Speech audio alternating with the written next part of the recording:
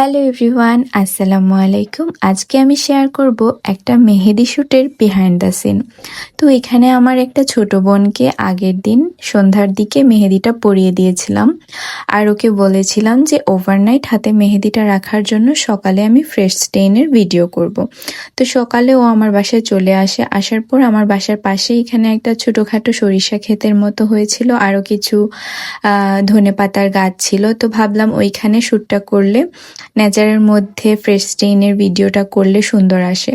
তো এখানে ও মেহেদিটা হাতে রাখার জন্য ওভারনাইট হাতে মোজা ইউজ করেছিল এক হাতে, আর এক হাতেরটা ওর আগেই ঝরে পড়ে গিয়েছিল, কিছুটা ছিল। তো এখানে ওকে বলছিলাম মেহেদিটা হাত থেকে সুন্দরভাবে তোলার জন্য, আর আমি মেহেদি তোলার ভিডিও নিচ্ছিলাম। তারপর এখান থেকে আমরা আর একটু অন্য পাশে যাচ্ছিলাম। এইখানে আসার পর আমি পায়ের মধ্যে একটা গুতা খেয়েছিলাম। আচ্ছা, যাই হোক। তারপর এই ধনেপাতার এখানে আসার পর আরেকটু ভিডিও নেই, এখানেও ভিডিওটা সুন্দর আসছিল।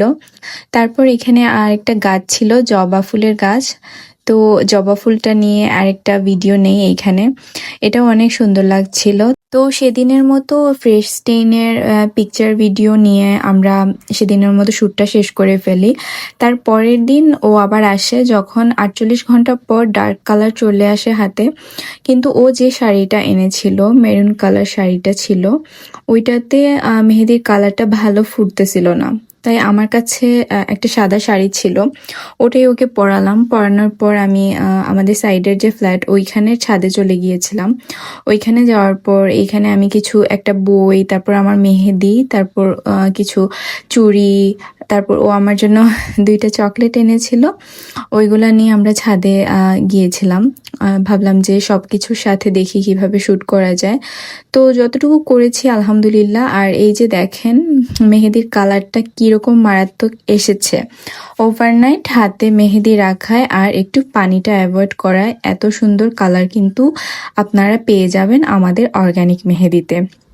ওর এক হাতে আগেই তুলে ফেলেছিল দেখে এক হাতে একটু কম কালার এসছে, আর আরেক হাতে মেহেদিটা ওভারনাইট রাখার কারণে একদম ডার্ক কালার হয়ে গিয়েছিল। তারপর এখানে আমি আমার অর্গানিক মেহেদি দিয়ে একটা ভিডিও নেই, পিকচার নেই।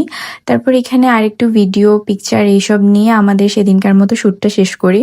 তো যারাই আমার কাছে ফ্রিতে মেহেদি পড়তে চাচ্ছেন, শ্যুট করতে চাচ্ছেন, আমাকে ইনবক্স করবেন, ইনবক্সে ডিটেলস দিয়ে দেওয়া হবে।